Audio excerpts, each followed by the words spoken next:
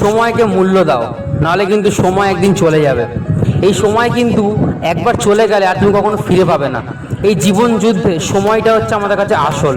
পৃথিবীতে তুমি দেখবে যত বড় বড় মানুষরা এসছে বা যত বড় বড় মানুষরা সাকসেসফুল হয়েছে এই সময়ের মধ্যেই কিন্তু হয়েছে। তারা কিন্তু সময়ের বাইরে না। এই 12 ঘন্টা, এই 24 ঘন্টা, এই 30 মিনিট 60 সেকেন্ড সবের মধ্যেই কিন্তু এরা বড় হচ্ছে, তার মধ্যে এরা সাকসেসফুল হচ্ছে। তো তুমি যদি মনে করো যে আমি নিজের মতো করে চলবো আর আমি যা করবো তাদের সাকসেসফুল হয়ে যাবো, তাহলেও কিন্তু হবে না। তোমাকে একটা নিজের একটা লক্ষ্য তৈরি করতে হবে যে এই সময়ের মধ্যে আমি এই কাজটা করব, তারপরে আবার এই কাজটা করব। একটা ডিসিপ্লিন লাইফে তোমাকে আনতে হবে, তারপরে তুমি সাফল্য পেতে পারো। আর এই সময় একটা এমন জিনিস না, তুমি যে যখন এটাকে কাজে লাগানো শিখে যাবে, অটোমেটিক্যালি তোমার কাছে টাকাও আসবে, সাকসেস আসবে, ফেম আসবে, এভরিথিং ইউ হ্যাভ ডান। তো তুমি সব কিছু পাবে। তো এই প্রকৃতির সাথে যদি তুমি মানিয়ে নিতে পারো, এই সময়ের সাথে তুমি যদি যুদ্ধ করে নিতে পারো, একবার তোমাকে যুদ্ধ করতেই হবে সারা জীবনে। একবার যুদ্ধে জেতার পরে তোমাকে আর কোনোদিনও ঘুরে তাকাতে হবে না। কারণ এই সময় তোমাকে প্রথমে মারবে, ধরবে, তারপরে একটা শত্রুর মতো ট্রিট করবে।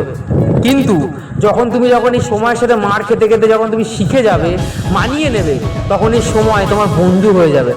এমন বন্ধু হয়ে যাবে যে তখন অন্য কেউ তোমাকে যখন আঙুল করতে আসবে বা পেছনে বাঁশ দেওয়ার চেষ্টা করবে, তখন সে তার পাটা ধরে ছুঁড়ে ফেলে দেবে অনেক দূরে।